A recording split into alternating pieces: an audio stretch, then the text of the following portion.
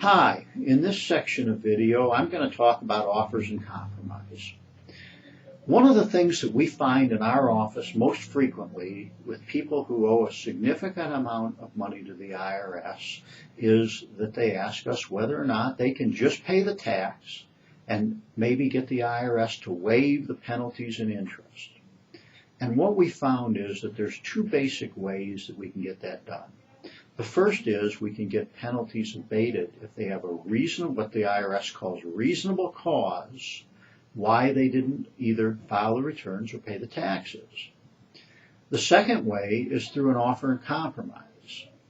And an offer and compromise is a settlement agreement entered into by the taxpayer with the IRS to settle their taxes for what they can afford to pay rather than what they owe.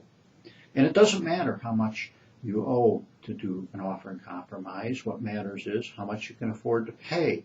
It's not based on a percentage. It's based on what your income is and what your expenses are, what your assets are.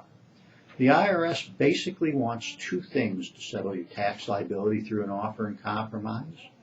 First, they want as much as the value of your assets. And what they do is they look at, for example, a house. And if a house has equity in it, then they want an amount equal to the equity. They look at your assets, and you're allowed to exempt certain things, household goods, tools of your trade, and things of that nature are not counted when they figure out how much your assets are worth. Secondly, they want as much as they believe they can get out of your income for the next 4 to 5 years, depending on how the offer is structured. And what they do is they look at how much your income is expected to be. They have certain amounts that are allowed for living expenses, some geographic. For example, housing allowances are based on where you live. For example, if you live in New York City, they're going to allow you a lot more than if you live in a rural area that has a lower cost of living.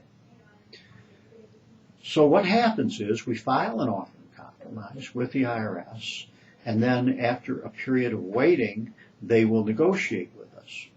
It takes an awful lot of paperwork, though, to do an offer and compromise. The IRS will take an absolutely close look and scrutinize your income, your expenses, and all the financial affairs that you've been involved in. To do an offer and compromise, you have to become totally transparent with the IRS. Another problem with an offer and compromise is you're making an agreement that for 5 years from the date an offer and compromise is accepted, you'll pay every tax that you owe on time and you'll file every tax return on time.